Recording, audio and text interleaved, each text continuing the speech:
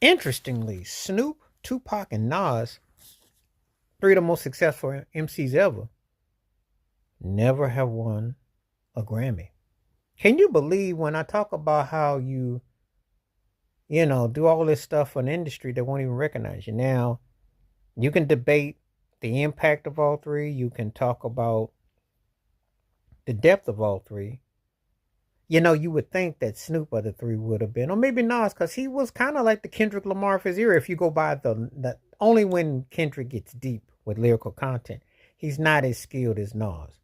But if you're gonna throw a bone away, you know, and you think with Snoop's cachet, it shows you the disrespect for hip hop because they've given now Jay-Z's from that era, but think about it. Kendrick has more. Eminem came out in the late 90s.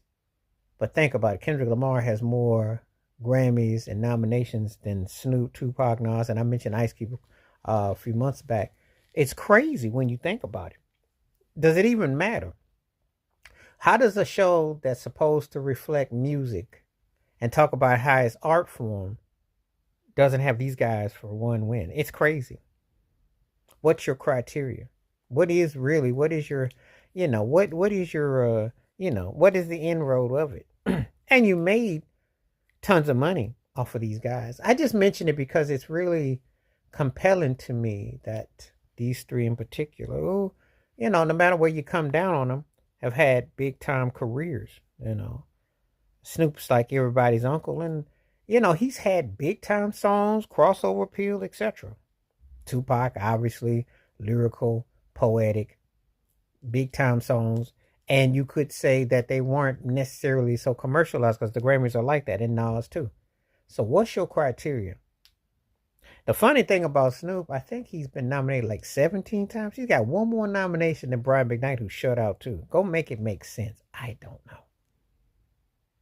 I've always thought of the Grammys as racist and one sided, and I never bought into the hype of them, like not since I was a kid. If you want the all honesty and the whole truth, I never understood that. But it says a lot that when people take so much about these so-called awards and what they mean, what do they mean? What does it say when artists that have impact and depth and longevity and generations and eras, they don't get no awards? I mean, that's really it's pretty cold because these three would be Hall of Famers. These are three Hall of Fame acts. Tupac's career, as short as it was, is just as impactful as some acts who've had longer careers. And Nas, you ask people on the streets of a certain age, certain time, they gonna tell you.